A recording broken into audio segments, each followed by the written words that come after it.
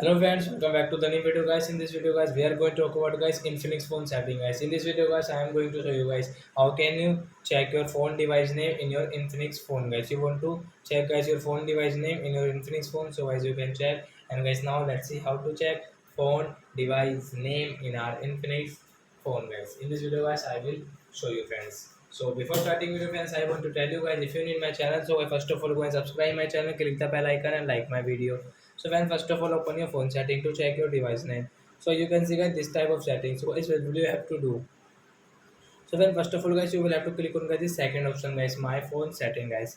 So I will click here. So as you can see your device name. So we will tap here to check our device name. And guys you want to rename, so guys you can rename from here guys in your Infinix phone guys. So I hope friends you have understood how to check phone device name in our Infinix phone. So that's it guys. Thanks for watching. So guys now we will meet on next video guys with new topic. Before going guys, please go and like my video, subscribe my channel. Bye bye friends.